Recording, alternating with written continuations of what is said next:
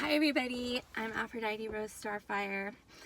I'm not really prepared or anything right now, but honestly I'm still a little shook about what I've just discovered.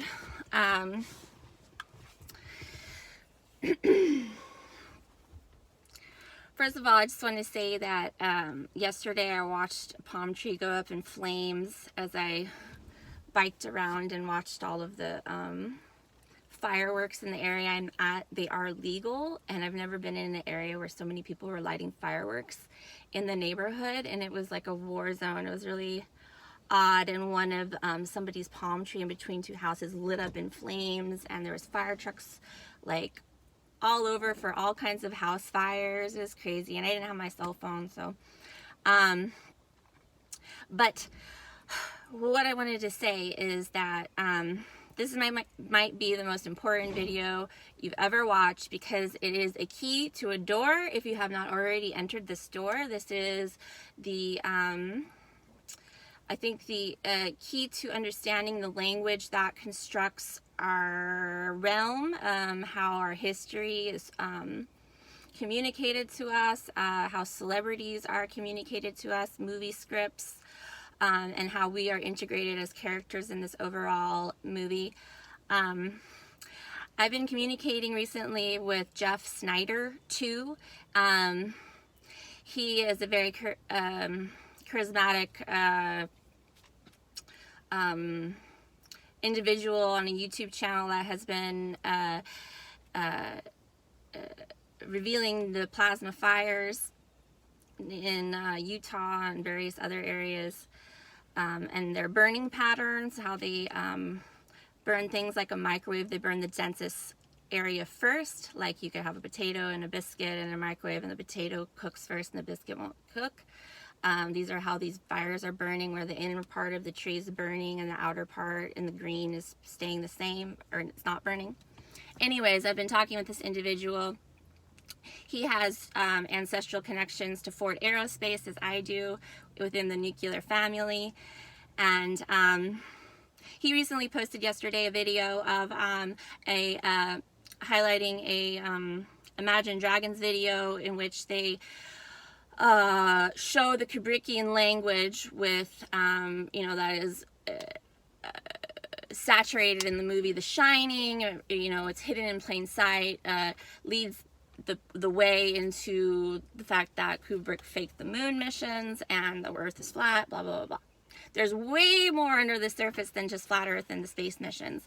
But I started talking to this Jeff Snyder about this on his video, because he had no idea about. I was like, oh, it's the Overlook Hotel and The Shining, the polar opposite twins. The polar opposite twins highlight the North Pole, the South Pole. How it's all a facade. Whoa, what was that flash? Anyways, so how I found this language out was through my YouTube mentor, OneEyed Jax, and I have highlighted this individual in other videos in the past and highly suggested people go to his channel. The Kubrickian language in the movie The Shining, the Overlook Hotel, OneEyed Jax is a director of the movie. It has to do with games. It has to do with the Masonic game board. The Overlook Hotel is the Jungian mansion in our heads when we dream. This is the house that was built for us, mansions in heaven. The Overlook Hotel, there are mansions for us built in heaven. The mansion, the hotel I always dream in, the rooms in your brain to separate your different altars. This is the Overlook Hotel in The Shining. It has to do with alternate personalities and your shadow. I believe that we have a polar opposite twin. It's usually a boxer. The boxer is in the box, and then there's like an Ian, like an Indian, a comedian that's outside of the box. That's your good twin, evil. The good twin, evil twin is the boxer. Anyways, I recommended to Jeff Snyder that he go watch OneEyed Jax videos. And it's very complicated to understand. It has to do with dates. It has to do with people, celebrities, labels, it's all about genetics, basically eugenics, and how many times we're spliced, and the naming of things. It's a language of, I think, the gods, the Titans and the Olympians. Anyways, so I myself started watching some of One-Eyed Jack's old videos to remind myself, because he hadn't posted in so long. And I ended up watching his last video, which I didn't have a memory of watching, about the Ians, the Indians, basically, missing Indians. And I finally watched the whole video, and he's talking about these uncanny, this is already getting too long. I finished the video, I go down the comments, this guy has died. He mysteriously died, dropped dead of a heart attack, apparently. He was a healthy guy, he grew his own food. I was part of his platoon 4212, because I am also written into this code as Colonel Kurtz and Apocalypse Now, and any Dr. Kim, Dr. Kimball. Dr. Kimball is the fugitive. Anyways, I'll show that, you know, we had lots of back and forth. I'm going to touch on his last video. He was an awesome man, mentor. His last video that he posted is very dry. His older videos from like 1, 2, or 3 years ago are a lot more visual, with scenes and clips from Kubrick's movies. I suggest you go to his channel right now. I mean, watch the rest of this video, which has his last video posted. Watch it to the end. Like, it's kind of almost like a podcast. He has his notes typed out, but like, it is worth, if you are bored by it, continue to the end. If you have no idea about this Kubrickian language that all of the movies use, all of the directors use, these are the One-Eyed Jacks, they're part of a deck of cards. The repetition is important. The more you hear it, the more you understand it. Even I'm still finding things. It's all in the code and the names, and how many different names and different categories you can put a person into. Labels. Anyways, please watch the video all the way to the end. Then go subscribe to One-Eyed Jack's channel and watch as much content as you can, because I'm sure it's not going to last long, as he was wiped from this earth, apparently. He had really started getting into the falsity of Ruth Bader Ginsburg and all of that, and I guess they offed him before the big V happened. So I love you all. I'm also going to quickly show the communications I had with him, and the comments that show he passed. Please watch to the end. It's really important. I love you all. Bye.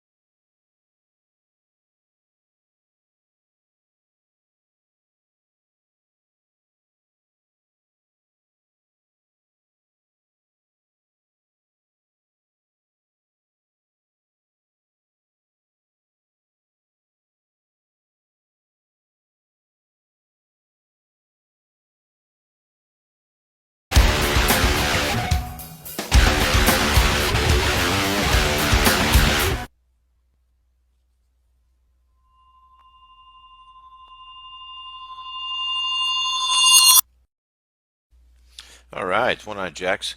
We're going to go over the Kubrick puzzle, and we're going to look at one category, the IAN thread. Now, this one, you don't find this IAN thread until you get a certain, what would be, collection of threads, and you start to realize that, okay, there's Indian burial grounds, there's boxers, Rocky Marciano, There's George Orwell's Animal Farm in 1984. There's a Jungian thing, in Full Metal Jacket, we heard Joker say it's a Jungian thing. So we're looking for the Jungian archetypes. So if you're given a category of all things Johnny, for instance, you're going to come up with the most famous and infamous Johnnies. If you come up with a category that's something else, you're going to come up with the most Jungian famous. Like if it's the moon missions, you're going to come up with the first man, the last man, stuff like that. It's always going to be the archetypes. And it turns out there's 12 different archetypes. And so we go from Jungian to Freudian. Kubrick talks about all these people in his interviews. And he talks about Freud and the uncanny. And in Clockwork Orange, we see the magazine, the comic book, and it's talking about the uncanny. So the uncanny, as Kubrick said, is when the hairs on the back of your neck stand up, like you find something out that's so crazy that it freaks you out. That's a Freudian thing. And Freud said, when a cigar is just a cigar, blah blah blah blah blah. And so we see the smoking threads, the Burns twins. Danny wants to play with his fire truck, the raging fire, and the smoky colored car. It's always smoking and chain smoking. So we're using smoking as a clue set. So it's genius because we can, chain. In the book, the hotel burns down. In the movie, it doesn't burn down. So anytime he changes something, he wants you to focus on it. Then we have Aldous Huxley, the double doors of perception. This is the Apollo 1 double doors, the double doors on 2001: A Space Odyssey and the Discovery Craft. Aldous Huxley's dies November 22nd, 1963. The day Kennedy dies, so does Huxley. So they form a pong-pong. Then you have the Kubrickian hallways and the Kubrickian. It's been coined, the word Kubrickian, to be just like Freudian and Jungian and Huxleyan. So it turns out Kubrick is one of the 12 archetypes on the archetype wheel. He's the magician, which of course is another Eon. And let's go. So there's magician right below it. Comedian. In the puzzle, there are various comedians. Peter Sellers, and one of the ways we know this is we have the character Joker, and they introduce him and they say, "Oh, this is Joker," and well, they call me the Joker. So he's giving you the category of comedians. So when we find a Rodney Dangerfield is in Kubrick's movie The Killing, but doesn't get credit for it. He's not credited. Like you look at the back of the movie, there's no credit for him. So it's a joke. Rodney Dangerfield, he never gets credit for it. So it's a joke. So Kubrick is telling you there's going to be comedians in the puzzle as well. And there's going to be a lot of other things.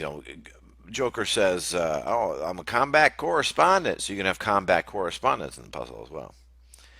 Ian Fleming, that is so genius. So Ian Fleming is the Bond series, and we're going to use the chopping allegory here. So we're going to chop up some Albert broccoli, and it fits so perfectly. It's just beautiful. And we know we're using the Bond films as well. I've alluded to this several times for previous videos. Hitchcockian. Now, Hitchcockian was coined by Quentin Tarantino. There's a video where he talks about how great Hitchcock was. So you look at some of the themes that Kubrick covers, birds specifically, and crazy, expressions for crazy, and you go to Hitchcock's world, and you have the birds, the movie, and Psycho, the movie, another word for crazy. So Hitchcockian it's fitting right in with the Kubrickian. It's the same language. Then we have one small step, one giant leap, GIANT. So this is the NASA. This is the fallen. It begins with fallen because if you can't walk, you're fallen. So you have the fallen astronaut Kubrick left on the moon. You have the NASA crawler, the four-tracked vehicle that NASA uses to transport the rockets to the landing pad. You have One Small Step, Woody Strode, Johnny Walker. It goes on and on. It's walk, strode, stride, straight. And it's any expression you can have for moving. Any mode of transportation. Like if you go to Logan's Run, it's the same thing. It's run. So you have Blade Runner, Logan's Run, Johnny Walker, Skywalker. You have George Herbert Walker. So there's a lot of different ways you can walk, you can step, you can jump. You had the astronauts on the moon did the bunny hop, they did the kangaroo hop, they did, they were making giant leaps everywhere they went. So the next one, Vivian Kubrick. Oh, this one is. I wrote pentuplet, but I think she's in more than that. But I don't know. It's at least a pentuplet. She was in the movie Barry Lyndon. She's at the magic show. So we're collecting the magic threads. So she's seen in the magic show with her son. She was in a Space Odyssey. She was squirt gun is what you're looking for. So the needle and the hypodermic needle is a squirt gun. So she plays Squirt in 2001: A Space Odyssey. She's in The Shining in the dream scene where Jack is in the bar, and you see two women. One, of course, they're polar opposites. One has white on, one has black on. One is wholesome looking, one is sluttier. So it's giving and they entwine their arms and take a drink at the same time. So she's in The Shining. She's in Eyes Wide Shut. She's in the scene where Bill Harford sees a patient in his office, and she's standing on the wall, and it's really her son that is in Bill Harford's office. So Vivian is she's woven into this thing. So an Eyes Wide Shut, and of course Clockwork Orange, she does all the music for, and she's also seen. No, I'm sorry, Full Metal Jacket. She does all the music for. Clockwork Orange, she's seen in the record store, just briefly, just walks by. And so she's a pentuplet. As far as I know, she may be more than a pentuplet, which I suspect, but she's at least a pentuplet. Now, when you go to Philip Stone, Philip Stone was in Clockwork Orange. Philip Stone was in The Shining. He's Grady. Philip Stone was in Barry Lyndon, and Philip Stone. Oh, is he in another one? So he's a triplet. So you have to keep track of what actors he's used and how many times they've been used as well. So she's a pentuplet. Then you have her mother, Christiana Kubrick, with this, the same three-letter sequence in her name, and she does the paintings in many of the movies. Eyes Wide Shut is filled with them. I suspect that she's done many of the ones in the other movies too, but I don't know. She's a clever little. And you have Julian Calendar. So in 2001: A Space Odyssey, you have the Gregorian calendar, and you have the Clavius base. So Christopher Clavius creates the first Gregorian calendar ever. Now, the calendar that preceded the Gregorian calendar was the Julian calendar. It's based on the moon, and there's 13 months and 28 days, just like the moon. And it was abandoned by the Copernican theory and the Clavius base. Faustian is a Satan. You have to look this up. Faust. Let's do that right now, because I am not.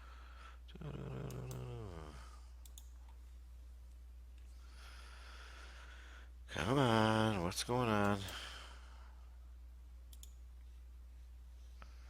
Okay, here we go.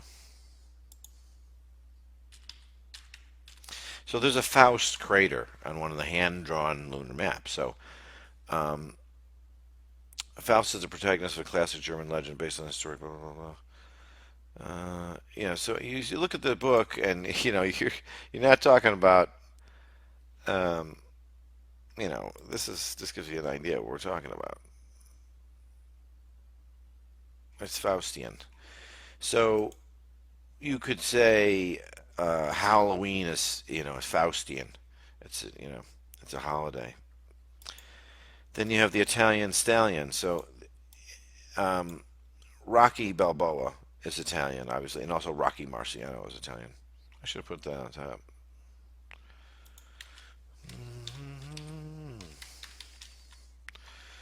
So Rocky Balboa, so Rocky is genius because um, Rocky writes the movie Rocky. Rocky stars in the movie Rocky, and Rocky directs the movie. I mean, just a triple threat. Boom. So he's a fake boxer. So he's in the boxing category already. He's Italian, so he has the Ian. He's the he's the Italian stallion.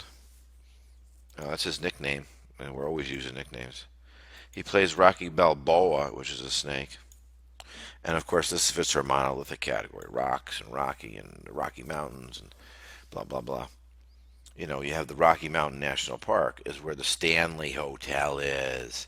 It's monolithic, and another one is the Torrances live in Boulder, rocks and boulders. So Balboa, a snake.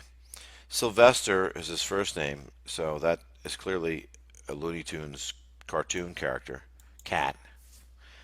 So you look at Rocky, and okay, he's a one-eyed Jack. He directed the movie. He's an actor. He just starred in it, and what was the other one? He wrote it. He's three metrics of the puzzle language before you even get out of it into his name. He's a writer. He's a director, and he's an actor. So there's three. Four, he's a horse. He's an Italian stallion. He's a stone. There's five. He's a snake. There's six. He's a Looney Tunes Looney Tunes character. There's seven, and he's a cat. There's. You have to know the language, but once you know the language, you realize that wow, none of this is accidental, and the ENIAN thing isn't accidental either. And you realize that this is all being done very covertly. So we have Arthur C. Clarke and all the people from Great Britain, and the great fits too because it's a grand it's a great, the grand, the millennium, the thousand. So it's the grand piano, the Grand Canyon, the grand ain't life grand as Roddy Piper, and they live. Scatman sits at the grand piano in the Overlook Colorado Lounge, playing with his smoking gun. And then you have the Millennium Falcon. The Millennium is 1,000, so a grand is 1,000. So anything great, one of the people that we're looking for is Jacky Gleason for the Gleason's map, and he was known as the Great One, and also he was known as the King of the Castle. So he's a great, a grand, and a king all in one. Lesbian. We have Shakespeare crater on the moon. And Horatio crater. And what is the other one? There's another one. It's irrelevant. Shakespeare is a thread in Kubrick's language, and so he's going to give you the great Shakespearean trained actors. So when you find out Alec Guinness was born on 4/2, the day 2001: A Space Odyssey is released. Oh, I'm sorry. Yeah, no, I'm right. Alec Guinness is born on 4/2, the day 2001: A Space Odyssey is released, which is his birthday. So you have the birthday of Alec Guinness, the birthday of the movie, the first day it was seen, and he's a Shakespearean trained actor, and we see him in Star Wars. So he's a double knight. He's a Jedi Knight, and he's been knighted by the Queen. And he's a thespian, Shakespearean trained actor. And so this is your little clue that you're going to be looking for Shakespearean actors. Now, I am not an expert in Shakespeare or who's been professionally trained Shakespearean actor, but know that there's going to be a list of these. And Lunarian. So Lunarian is a moon watcher. So this is the proto-ape. Euclidean. This is interesting because on the landing maps, they land right near the Descartes crater, which is length, width, and height. This is the typical. If you live on a flat plane, Cartesian geometry is fine. But we have Euclidean geometry. Oh, I should have. I didn't think of that. Cartesian. So discard this. As you do these lists, you go, "Oh my God, how it's so related! It's so woven together." When you see Dorian Harewood, we haven't gotten to him yet. When you see Dorian Harewood, you're gonna scratch your head. You're just like, "This can't be a coincidence." So Pluto, you have Pluto is the Disney, Pluto is the Disney dog, and it's a planet, so it's a ball, and it's a god because it's Pluto, and it's an element because it's plutonium, and he's the god that makes all the weapons for the other gods, and he walks with a limp, and he lives in the underworld. So we see Pluto. Or no, yeah, Pluto is also Mickey's dog.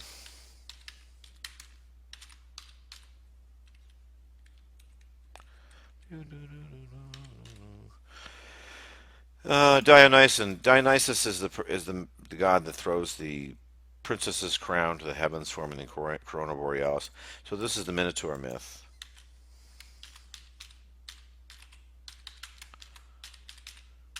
And Theseus and the magic thread. Theseus. So this has been covered in previous video, the Minotaur and the magic thread, and we're going to see some magic threads. Okay, so actually we're going to see this magic thread right now. So we have Dorian Harewood. Dorian is a musical mode. There's several modes, but this is one of the musical modes. So Apollo is the musician. He plays the lyra. So Dorian Harewood, the first part of the clue that he's going to be a magic thread is the Dorian. And Dorian Harewood, remember his last name is Harewood, so there's a doublet name. His last name is a doublet. His first name has the E in it, and it's a musical mode. And he plays 8-ball in Full Metal Jacket, so he's the magic 8-ball, which is a game. So once again, we're going to have a game, we're going to have a wood, it's just the same things over and over and over and over and over. So he's the man on the trigger. This is a horse, by the way, very Jungian famous horse, and he's the Jungle Bunny. So we have a bunny, a horse. This is a cracker comment, but I'm not going to go there. We have a game, a magic 8-ball game. Oh, jeez, I didn't want to do that. Okay. Make sure this thing's recording. Okay. Okay, so you have the magic 8-ball game. He's a wood, and he's a hare, and he's a bunny. So remember, he's a bunny and a hare. A hare is a female rabbit. A bunny is a female rabbit. And his first name is a musical mode. So once again, we have 1, 2, 3, 4, 5, 6, 7. He's 7. He fits 7 metrics in this puzzle. What are the odds of that? It just dwarfs your imagination. Then you have the Gregorian calendar. So this is Christopher Clavius in 1582. He's the first ball planet calendar guy. So when they go to 2001: A Space Odyssey, they land and they go to the Christopher Clavius base in the Clavius crater. So IAU is the International Astronomical Union. So Dr. Floyd in 2001: A Space Odyssey gets invited to the IAU convention, which is going to happen. And he responds by, well, that'll all depend on the holidays and the birthdays. So he's giving you the holidays and birthdays clue again. And he's giving the IAU, the governing body that names the craters. So, the Christopher Clavius crater. And then, of course, they go to the Tycho Magnetic Anomaly, which is the man that could prove that we don't live in a ball. And he was poisoned with mercury. Then we have the Bohemian Grovers. So it's interesting that Kubrick selected the name Grover was the name of the Apollo 1 test rover. So that's pretty funny because in the Bohemian Grove, they get around by golf carts, which is essentially what the moon buggy, the moon rover. It's a dog, but um, you know, this is all part of the golf and the slice and the mine shaft and the 3-footer and it's a 3-footer for the eagle, 2 under par, and the test rover is the Grover. Hello. Um, Vivian, the name Vivian is used more than once. There's more than one Vivian. And another person that's named Vivian is Vivian Fuchs, the first air transit of the North Pole in an airship.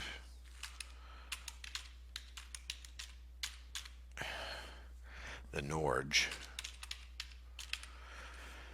And the first transatlantic crossing in the Tucker Snowcat, a 4-track vehicle. And he's bipolar, of course. He's been to the North Pole, and he's set records on the North Pole, and he's set records on the South Pole. So before, when I said that there's bipolar twins, this would tie into that because he's a bipolar twin. Julian Huxley. So this is Aldous Huxley's brother. So this is A Brave New World, his book. And of course, Keir Dullea stars in the movie version of The Brave New World. So these are the double doors of perception. You had Julian is David Prowse. David Prowse is a professional bodybuilder, and he's in Clockwork Orange. And he's in Clockwork Orange, and he's a Green Crossing Guard in Great Britain. And he decides that he's not going to do anabolic steroids. He refused to juice up and get huge. So he got to a certain point in his career where he had to make the decision: am I going to go with the anabolic steroids or am I not going to go with them? And he decided not to go with the needles. That's one of our no needle clues. And of course, he plays Darth Vader in Star Wars, which is part of this puzzle. And there's the Julian calendar. So you get an idea that this Ian thing, although it's very strange, it doesn't seem to make any sense. It's being used to link all these things together, and it's genius. It's linking in. You have the Gregorian calendar, the Julian calendar, the Christopher Clavius base, the Tycho magnetic anomaly. It's linking in comedians, magicians, Kubrickian, Huxleyan, Freudian, Orwellian. All the Ians are going to be involved. Now, there may be more of these, which kind of goes into what I was going to mention. Oh, man, I lost about a month and a half of research today. I was like, I had saved the document to a different name 4 months ago. But I've been working on it. I'm constantly working on it and forming new things on it. And I lost 4 months. I shouldn't say I totally lost it. I was able to get the document open. It's just not formatted correctly.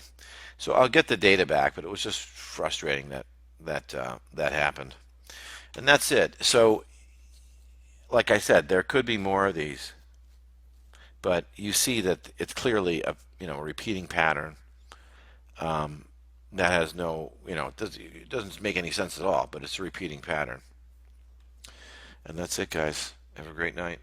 If you liked it, or if you learned something, thumb it up, or better yet, sub it, or even better yet, ring the bell. That way you get notified when I make a new video. And that's it. Carpe diem.